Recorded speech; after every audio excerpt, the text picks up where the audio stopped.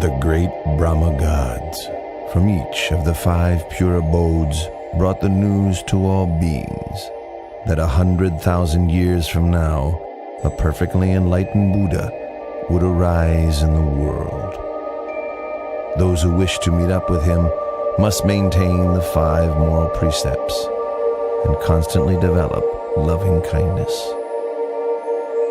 Humans and deities wondered who the future Buddha might be, but no answer was forthcoming until a sign appeared, making the identity of the heavenly Bodhisattva known.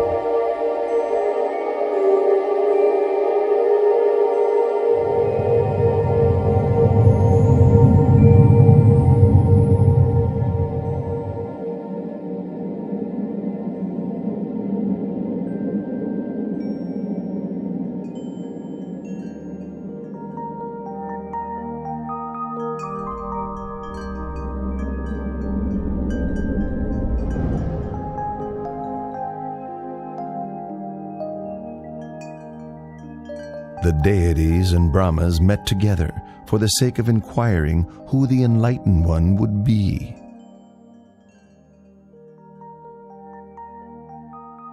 At that very moment, the answer became clear, as they all saw the 5 preliminary signs appearing in Santusita Devaputa. The 5 signs which appeared were withering of the decorative celestial flowers on his body, the divine raiment becoming discolored, sweat dripping from his armpits, his complexion becoming mottled, and a feeling of weariness with the heavenly world arising within him.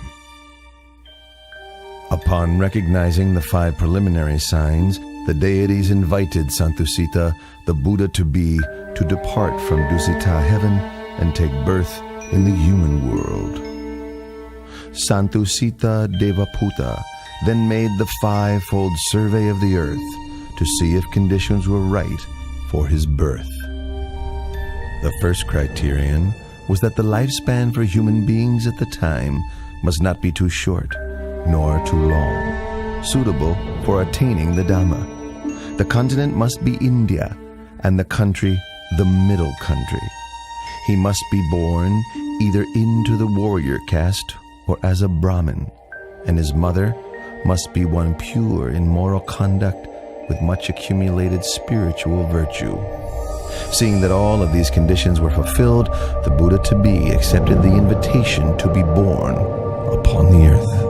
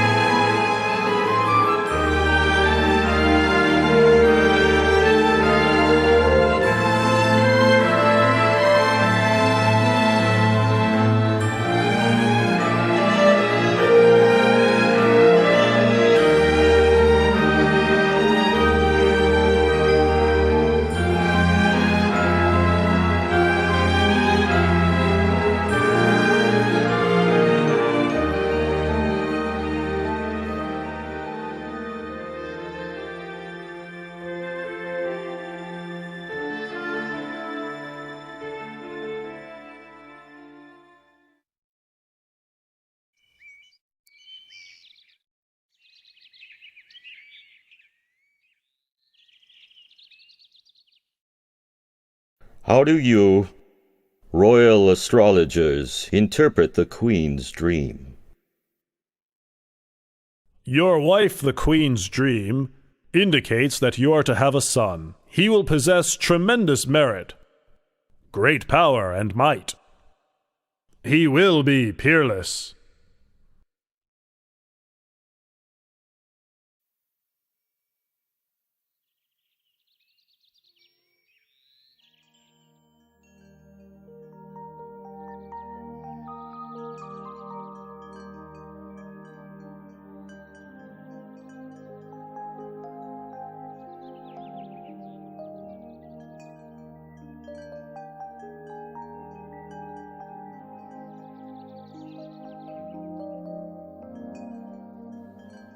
My lord, tradition calls for me to return to my family home at Dewataha to give birth. You have my permission.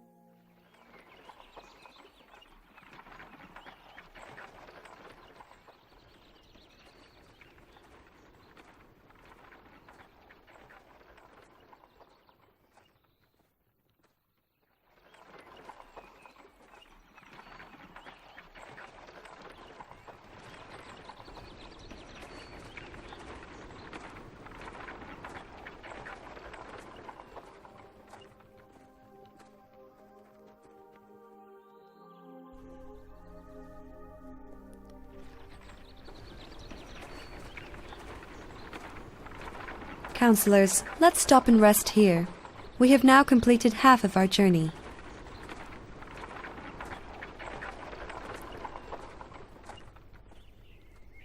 The forest park of Lumpini is so beautiful and shady.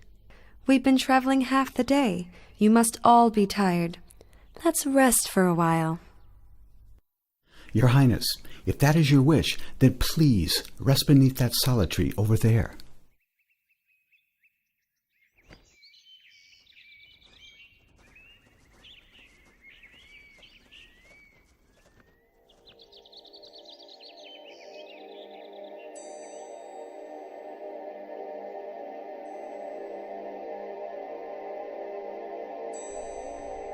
I feel as if I'm about to give birth. Quickly, join in and help. Her Majesty's time has come. Hurry, hurry!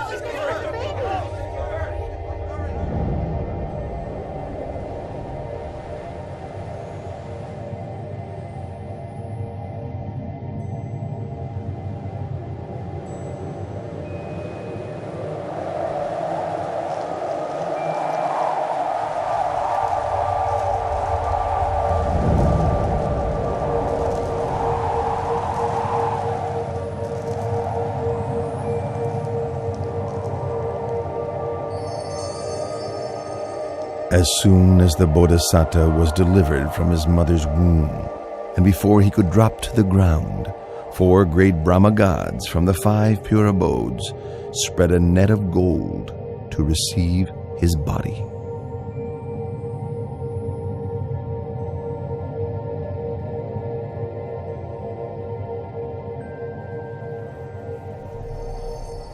On that day, the full moon of the 6th month, the year of the Buddha's birth, equivalent to 623 BC.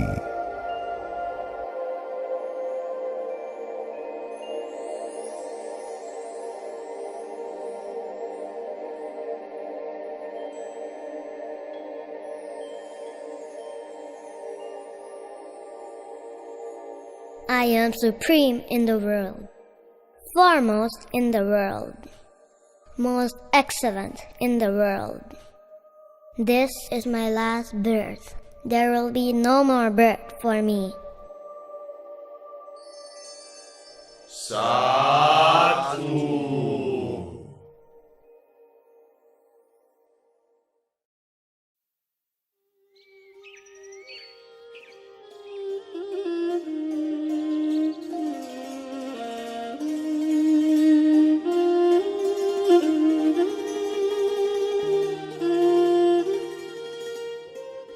I have heard the good news of your son's birth and have come to pay a visit. Venerable Asita, I thank you very much. And as you have been respected by the Sakyan royal family for a long time now, would you be so kind as to examine my child's physical characteristics? The whole family gathered here would be able to hear. Your Majesty, please place your child in the cradle first, so that I can see him well.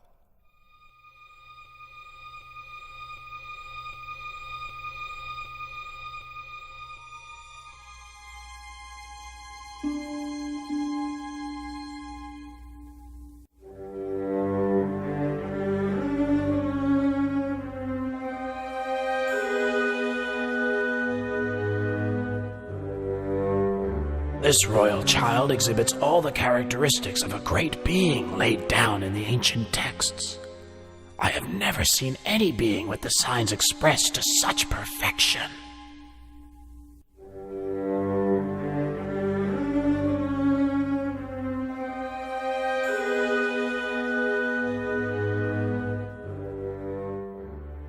Huh? Venerable Asita!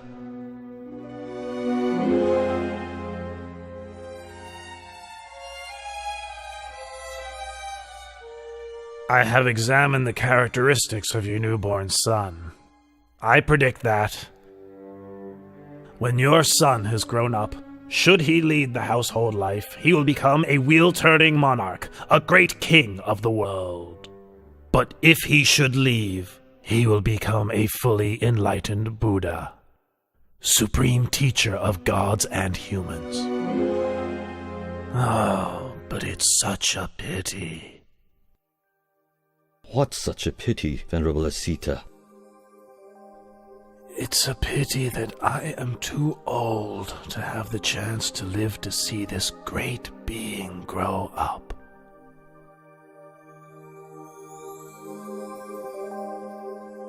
In the future, my son will be a great being with more power and might than any other in the world.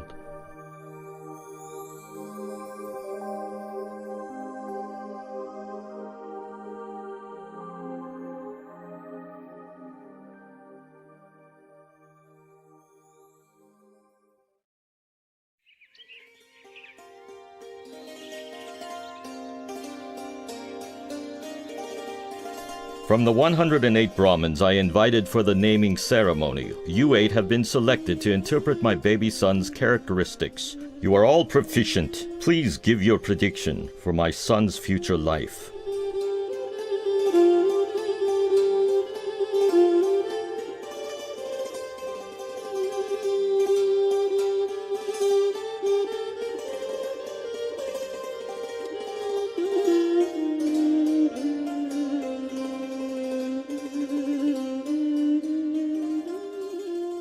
Your Majesty, having examined your son's characteristics, I predict that, should he inherit your throne, he will become a great wheel-turning monarch with an empire that spreads far in every direction. But should he go forth as a monk, he'll become the perfectly enlightened Buddha, the unequaled supreme teacher and guide to the world.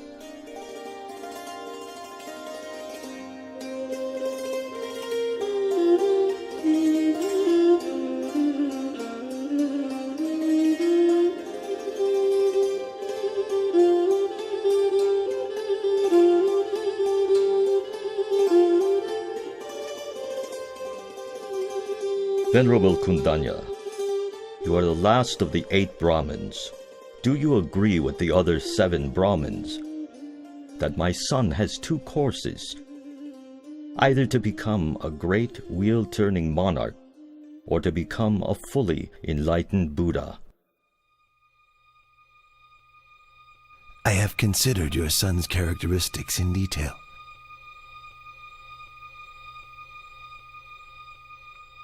And can see only one path for him. He will certainly not live as a householder, but will go forth as a monk. Then he will become enlightened as the Lord Buddha. This is beyond doubt, Your Majesty. You predict my son will reject the household life. What would cause him to make such a decision?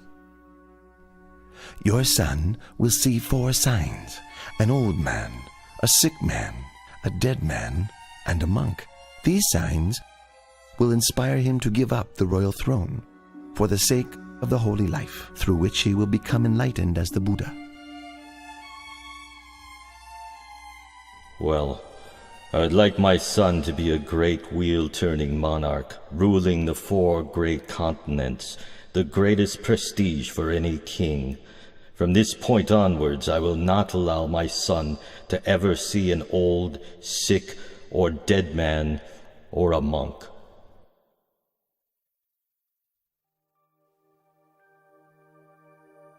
Having predicted the prince's future life, the 8 Brahmins gave him the auspicious name Siddhartha, meaning he who will succeed in that which he desires. Having returned to their homes, each of the Brahmins instructed their sons that when the time comes for the new prince to leave the household life, they should go forth and follow him.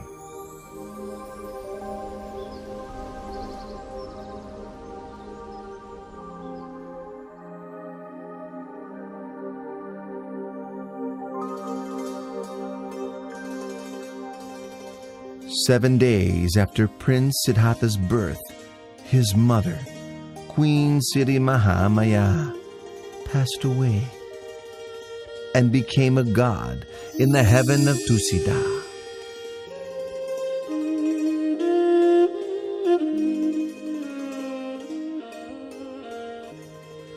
So King Suddhodana had Queen Siri Mahamaya's younger sister Mahapajapati raise Prince Siddhartha.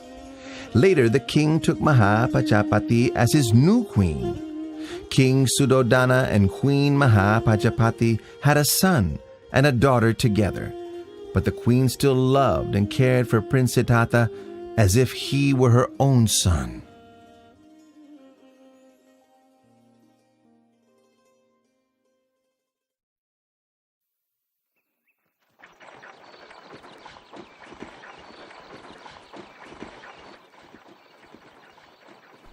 Both of you would like to go and watch the plowing ceremony, wouldn't you?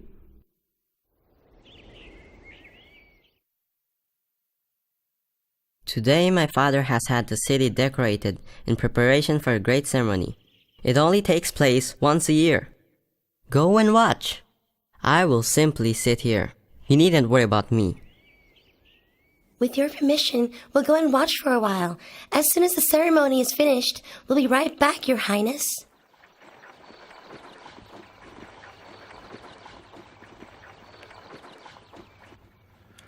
Left alone in a peaceful and shady glade, Prince Siddhartha began to sit in meditation, attaining the tranquility of the first jhana. As the afternoon passed by, the shadows of all the trees moved with the course of the sun, except for the shade of the rose apple tree under which the prince sat. It did not shift position, but remained steadily in place.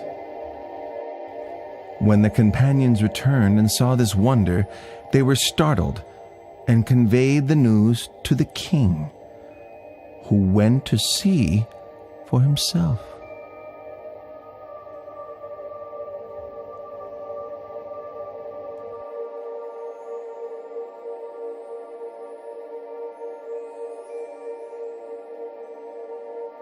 When my son was newly born, Asita the hermit came to look at him, and to my surprise he bowed at my son's feet. On that day, I also bowed to my son for the first time. Now, my son has performed this marvel. Having seen it, I feel I must bow to him for a second time.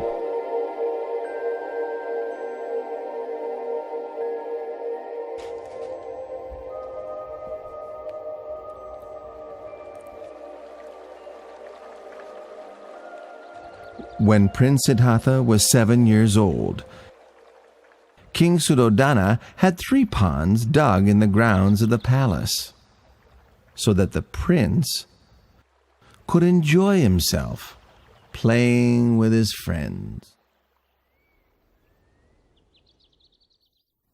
Upon seeing that the prince had grown sufficiently to begin his education, King Suddhodana sent him to study with the renowned teacher Visavamitra. Prince Siddhartha trained in 18 arts and sciences until he was adept. He was his teacher's top student, and before too long he had learnt all that his master could teach.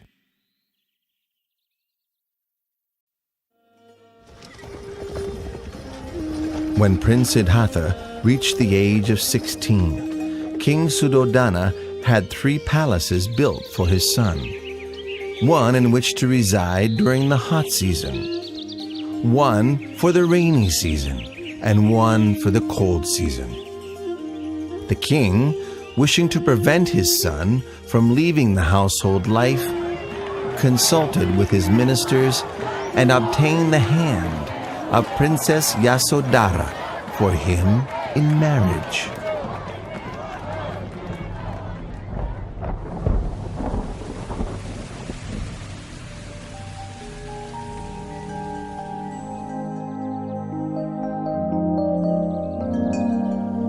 Time passed by until Prince Siddhartha reached the age of 29 years.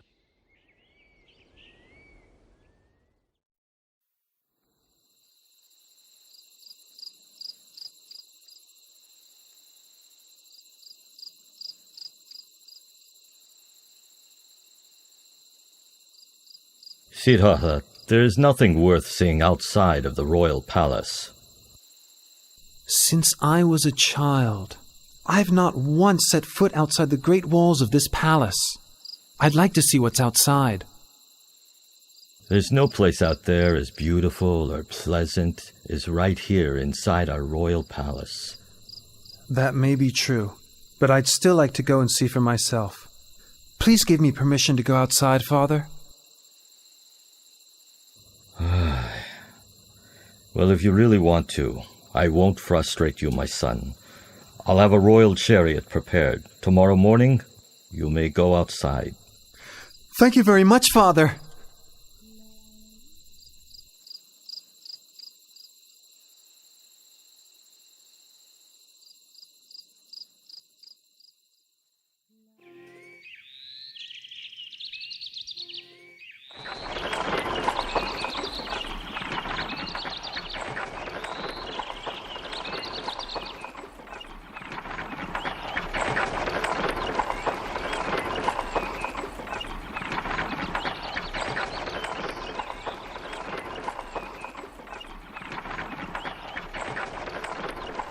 Oh, so this is what it's like outside the palace.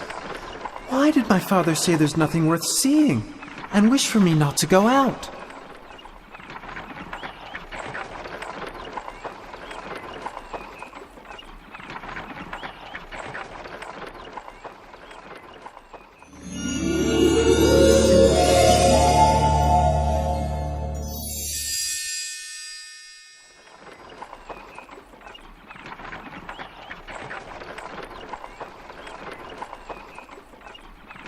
Channa, stop the chariot!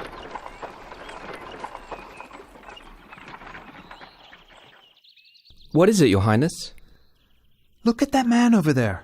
Why is his skin so wrinkled? And why is he having trouble walking?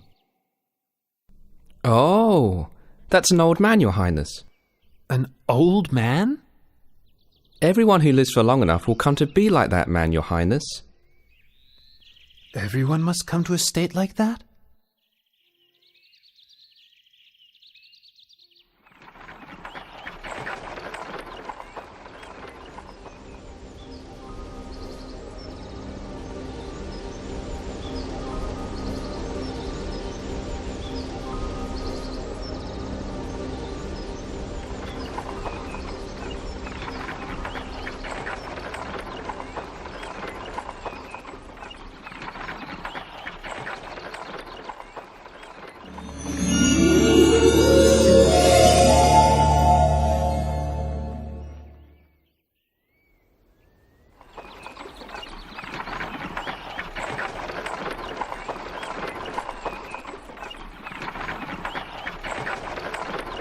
Chana, stop the chariot.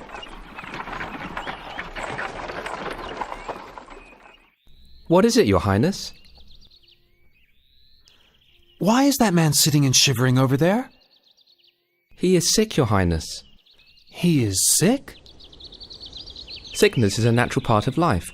We must all experience sickness, every one of us.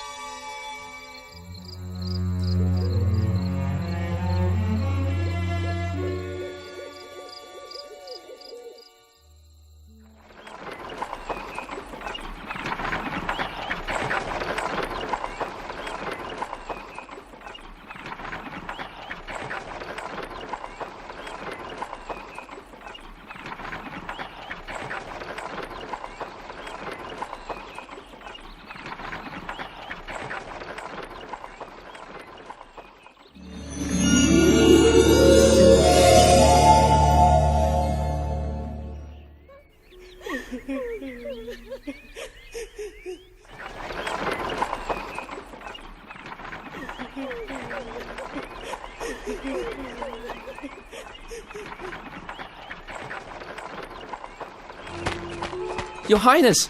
Your Highness! Where are you going? Your Highness! Please come back!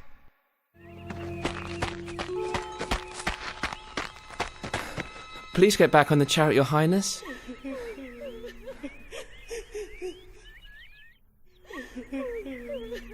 There's a man wrapped in that cloth, isn't there? Your Highness, that's a dead man. And must we all die? Yes, Your Highness. There isn't anyone that can escape death. Even me? Yes, Your Highness. Even you are subject to death.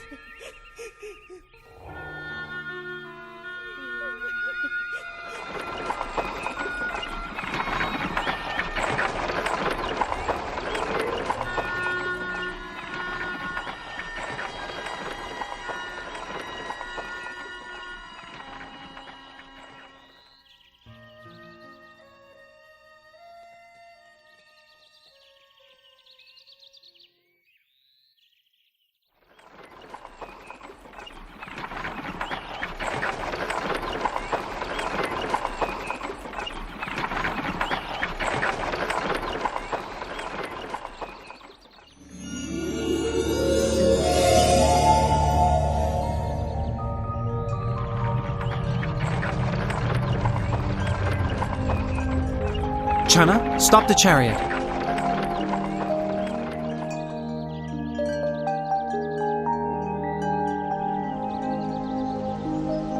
That is a monk, Your Highness.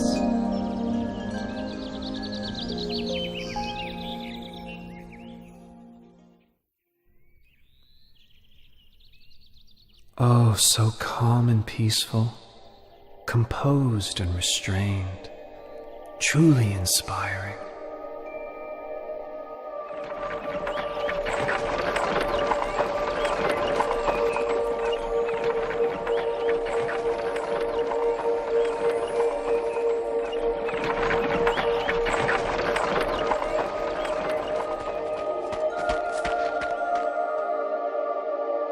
Your Highness, your wife has just given birth to a son. My dear child, I've just begun seeking for a path beyond suffering, and now you are born, like a snare for my heart. I will give you the name Rahula, which means fetter.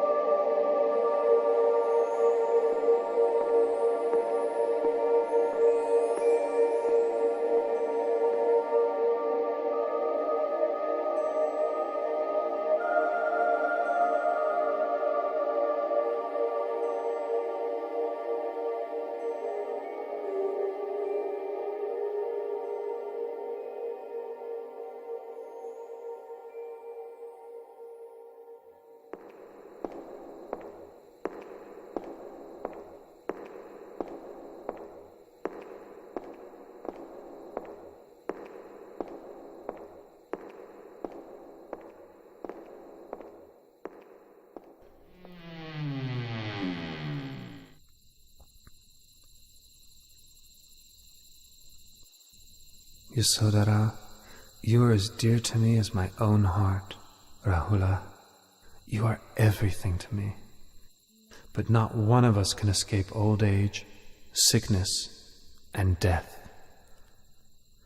I must find a way for all of us to go beyond suffering, no matter how much trouble or turmoil there is in the search.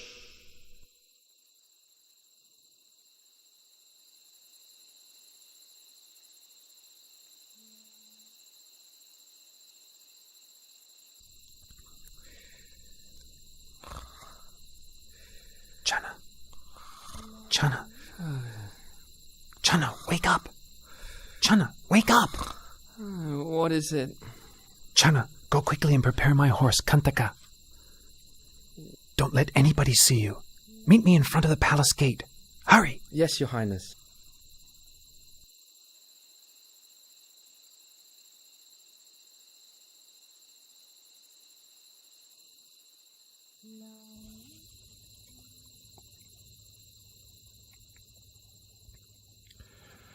At the moment that Prince Siddhartha was leaving the palace gate, Vasavati Mara, the great deceiver, manifested. He was now worried that he could not use the prince's enjoyment of sensual pleasures to keep him under his control. Ha ha ha ha ha! Prince! Better go back into the royal palace. In there everything is lovely, pleasant, and comfortable. In just 7 days, you'll become a great wheel-turning monarch. Don't give all of this up. If you leave, you'll get nothing but trouble, torment, suffering, and sorrow. I don't want to become a great wheel-turning monarch. I don't wish for possessions, or comfort and happiness, because such things are not likely to free me from suffering, nor are they likely to help me assist my loved ones and my subjects. Step aside and allow me to pass.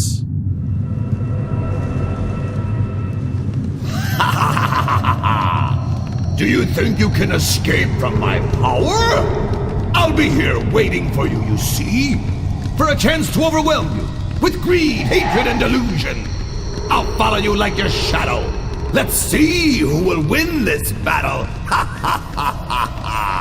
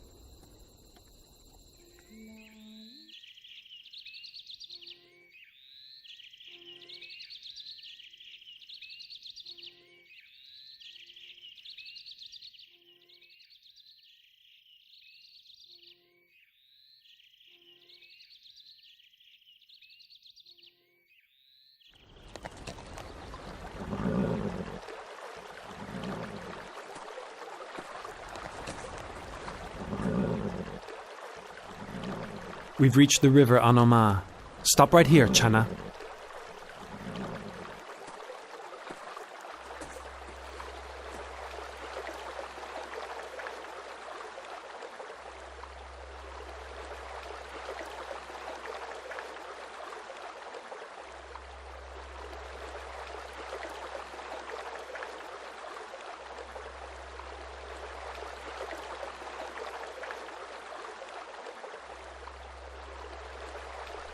If I'm to attain to the supreme enlightened knowledge, may these strands of hair float away into the air.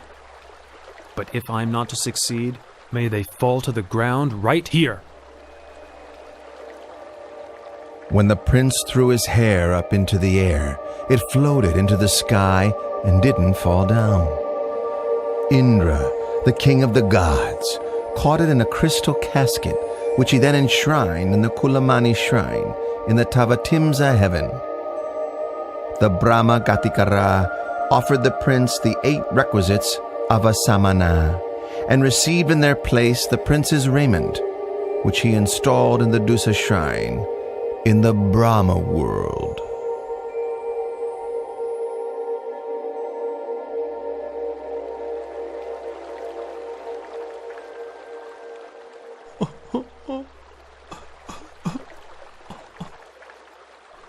Don't be sad and upset, Channa. I'm doing this in order to seek the way out of suffering for all beings. You must go back and inform my father that I will not return to the royal palace until I have attained direct knowledge of the end of suffering.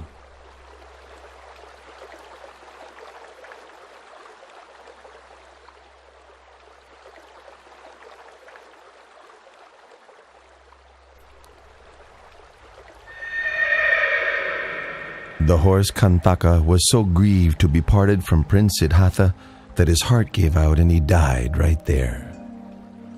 The power of his appreciation and gratitude to his master carried him to Tavatimsa heaven, where he was reborn as a god.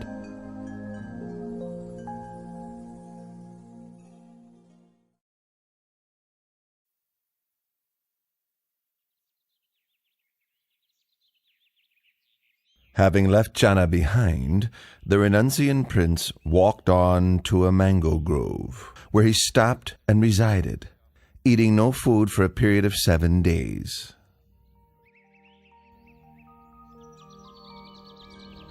On the 8th day, the renunciant prince left the mango grove to go for alms in the city of Rajagaha.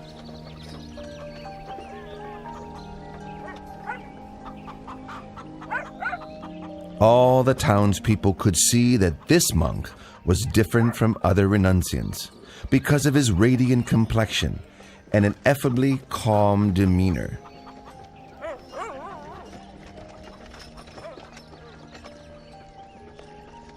Oh, he's so handsome. What's he, a god? Wow, look at that monk.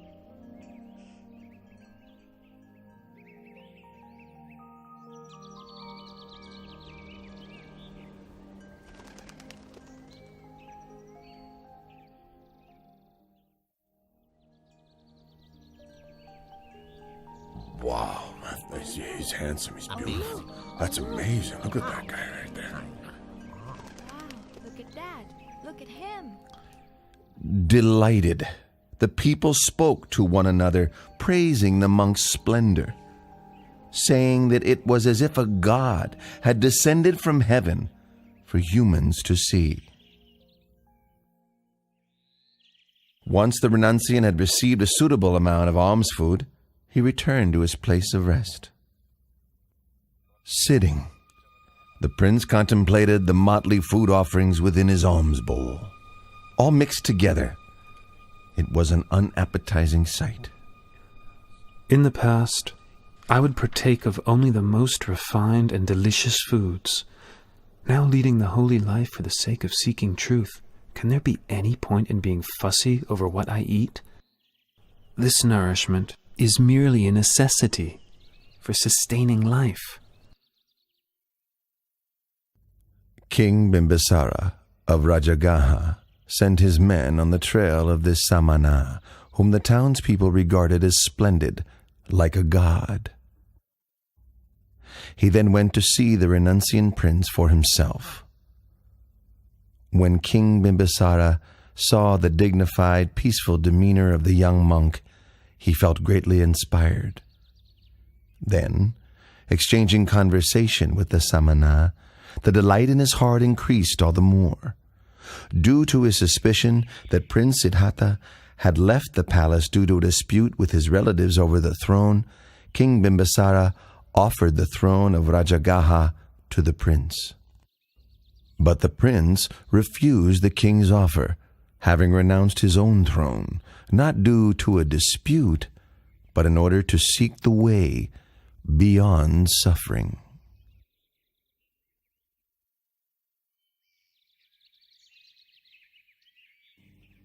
With such firm intention, I'm sure you'll attain the supreme enlightenment. Once you have done so, May I request that you come and teach the Dhamma to myself and to the citizens of Rajagaha.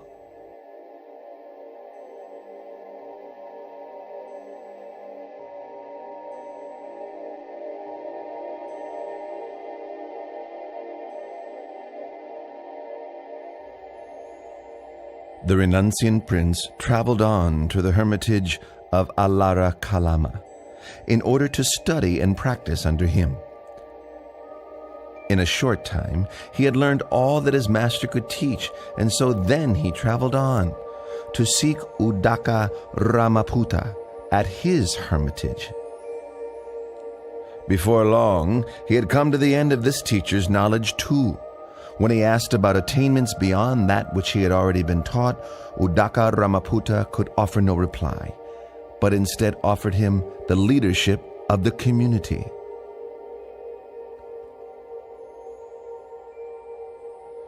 But when the Bodhisattva saw that what he had learned was not the way out of suffering he was seeking, he took his leave and moved on in order to continue his search for higher truth.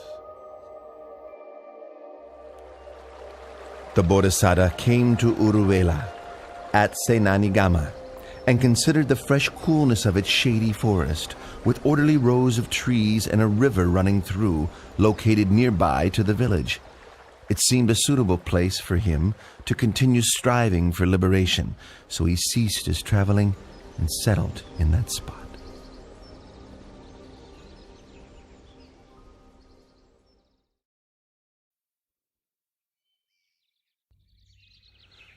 The Brahmin Gondanya was very pleased to hear the news that Prince Siddhartha had gone forth, and hurried to seek out the sons of each of the 7 other Brahmins with whom he had divined the identity of the Bodhisattva according to his physical characteristics when he was just born. He managed to gather and persuade only 4 of these sons, and then together the 5 Brahmins left the household life and set off in search of the great renunciant. The 5 Brahmins now gone forth were Gondanya, Vapa, Badia, Mahanama, and Asaji. This group of 5 together were known as the Pankavaggiya. The Pankavaggiya followed after the Bodhisattva through various places until they found him practicing ardently in the place where he had settled. They settled there with him, attending to his needs, with the hope that when he attained enlightenment, he would teach the Dhamma to them.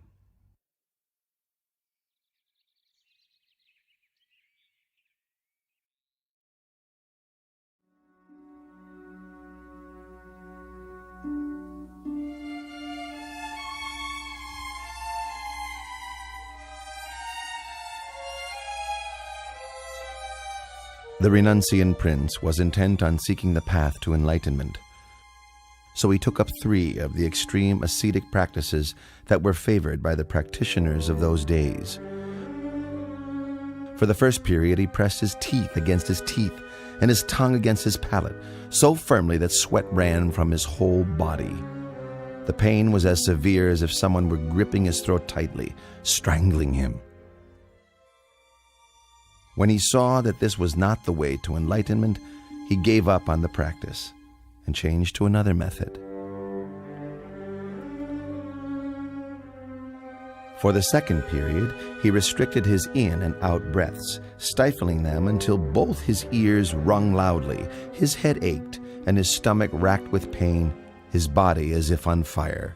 But no matter how great the distress, he did not give up his efforts until he saw that this was not the way to enlightenment. Seeing this, he gave up the practice and changed to another method.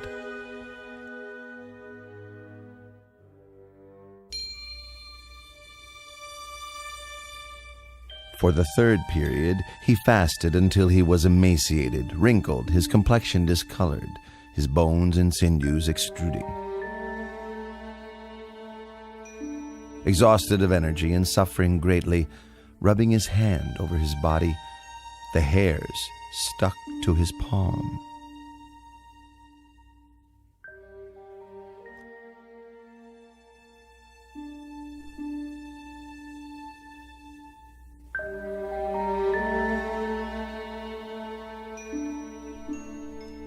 I've carried out the extreme ascetic practices, pushing the body to limits which no other could exceed. Why have I not yet attained enlightenment? Or perhaps this path is not the way to liberation. The Bodhisattva is worrying and wondering about the path to realization. What's the best way to help him?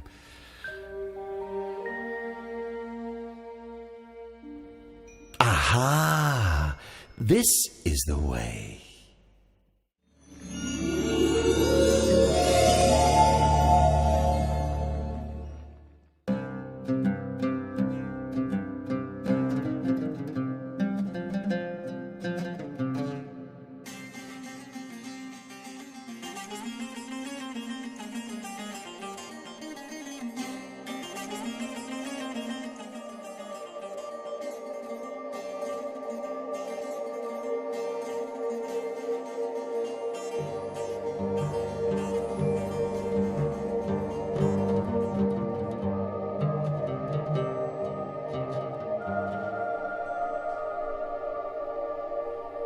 One string of that lute is too tight.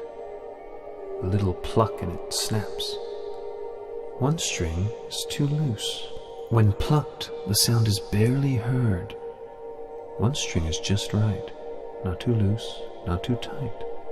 When plucked, the sound resonates far and wide, sweetly. Oh, it is the practice of the middle way that leads to enlightened knowledge.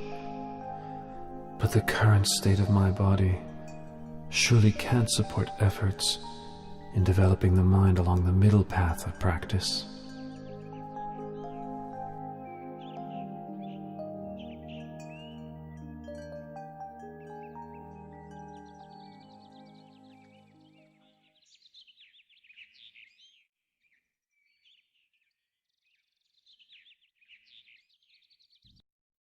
Prince Siddhartha, whom we had held in esteem as a bodhisattva, bound for success, even after practicing strictly for 6 years, using all his effort, is still unable to achieve enlightenment.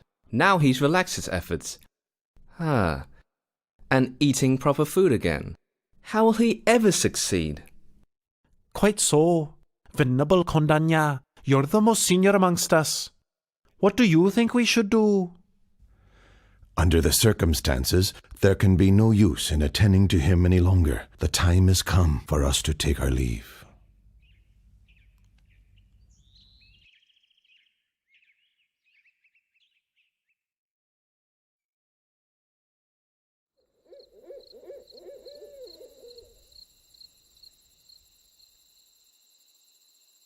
On the night of the 14th waxing moon of the 6th lunar month, as dawn was approaching, and the Bodhisattva close to waking, 5 auspicious signs appeared in his dreams.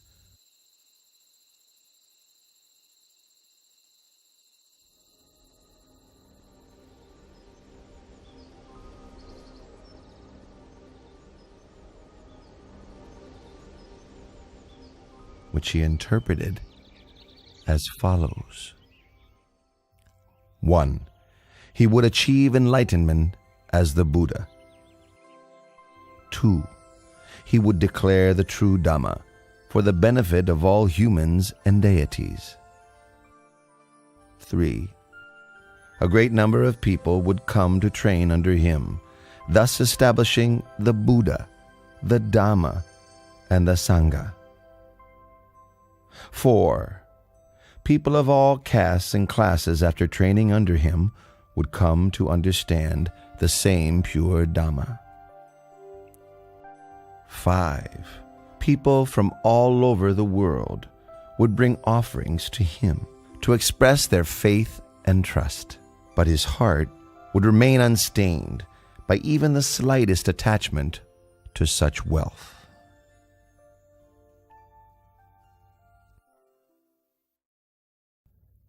In the village of Uruvela Senanigama, there lived a wealthy man's daughter named Sujata.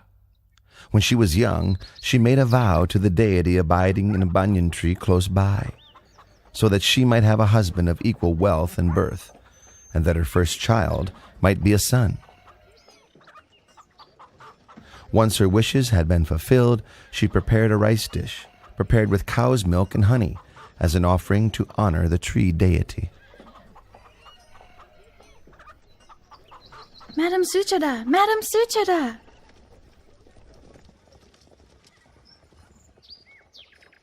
What's the matter, Puna? Why are you rushing in such an excited way? It seems that the tree god has come to receive your offering. I saw him at the banyan tree over there with my own eyes. He's glowing with a beautiful halo all around him. Ah, everyone, quickly help! Puna, go and fetch a golden tray for the honeyed milk rice. We'll take it out to offer to the tree god. Quickly, go, go!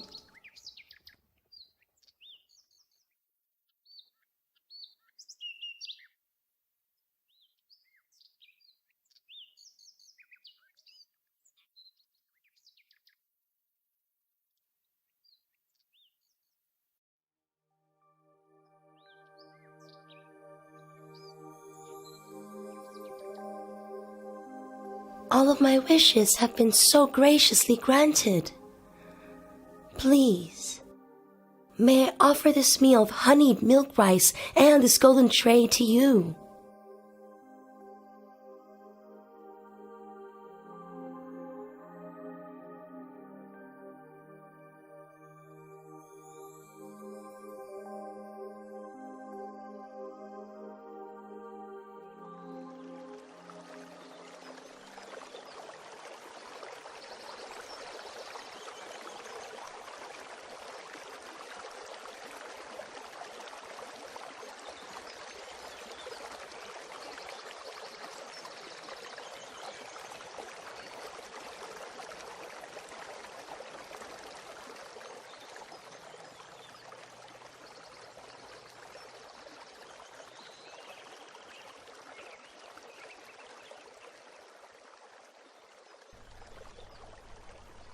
I offer this prayer.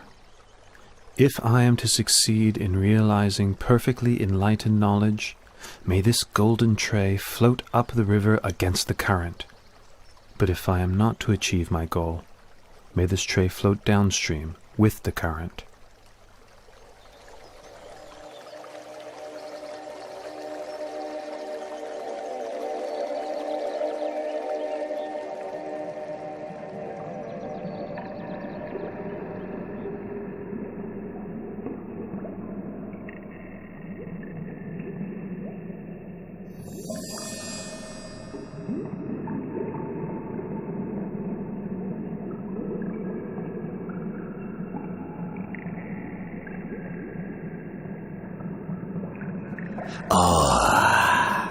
In no long time, 3 Buddhas have become enlightened here, and now one more is about to attain to the Dharma.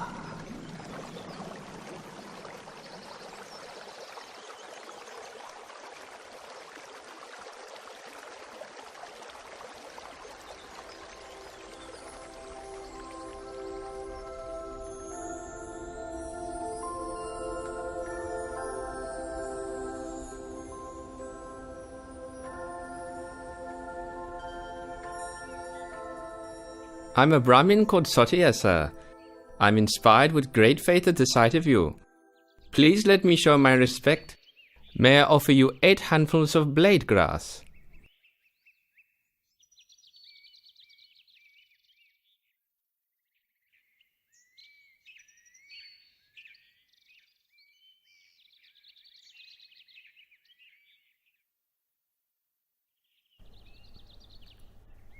For as long as I have not yet attained to supreme enlightened knowledge, even if my blood and flesh should dry up with only skin, bone, and sinews remaining, I shall not rise from this seat.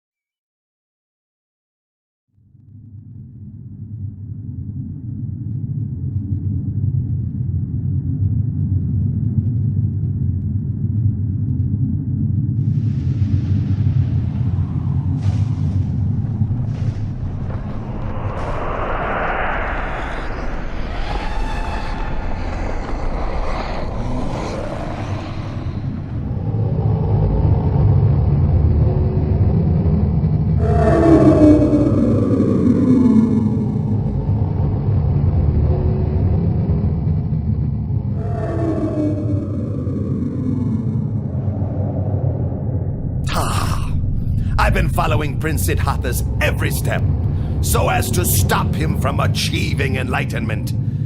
If I let him go ahead with this, he'll slip out of my grasp for sure. I must cut him off now. I must destroy him. Ha ha ha ha ha.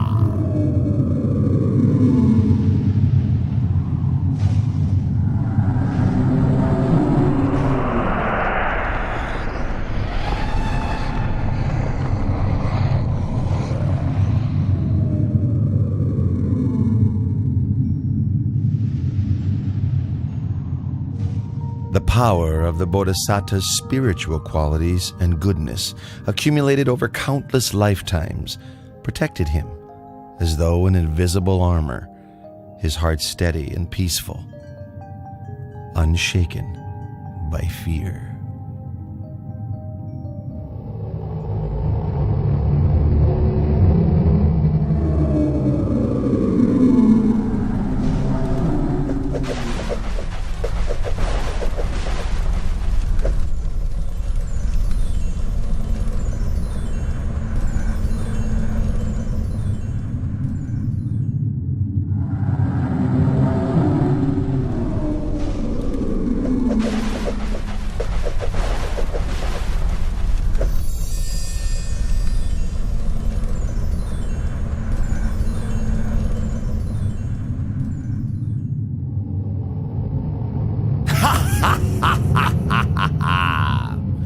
Prince Siddhartha, do you think you can escape from Vasavati Mara's control?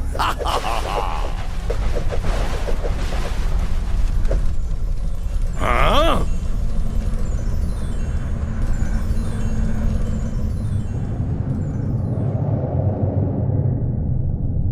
My powerful weapons cannot harm the prince. I must make use of a ruse to deceive him. Prince Siddhartha, the seat you sit on came to be because of my own spiritual powers. My troops are my witnesses. You must get up at once. Pay attention, King of Deceivers. This seat comes to me as the fruit of my good actions, accumulated through all of my efforts in the past. Then who will bear witness to your ownership of this seat? I will bear witness.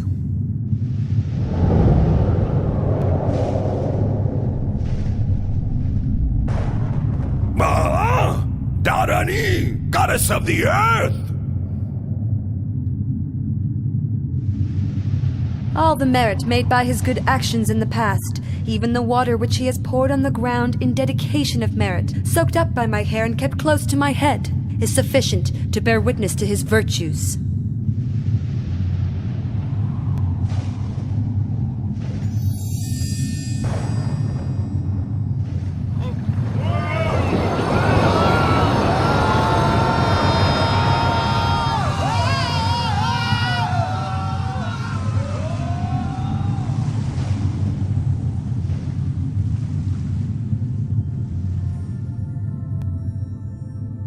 After his victory over Mara and his host of deceivers, the Bodhisattva's mind was firm, focused, and concentrated.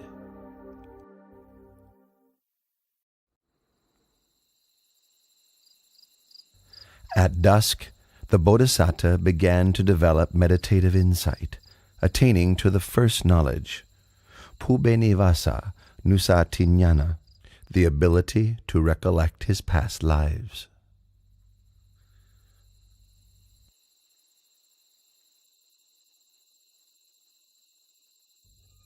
In the silence of the late night, he attained the second knowledge, Kutu Papa Tanyana, knowledge of the passing away and rebirth of beings according to the results of their actions.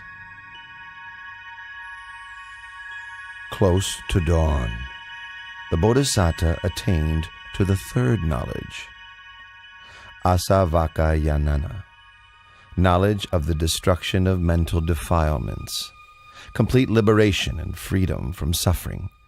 He thus came to be the fully self-awakened Buddha.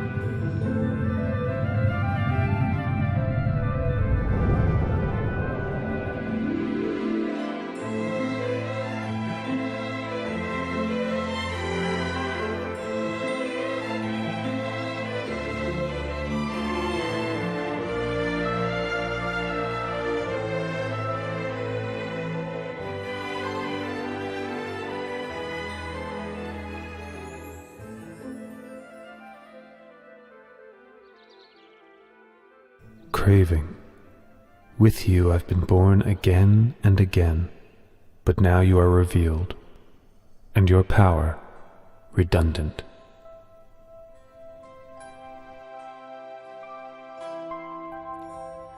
After the Bodhisattva had attained to the Dhamma and become the Buddha, he sat under the Maha Bodhi tree, enjoying the bliss of freedom for 7 days.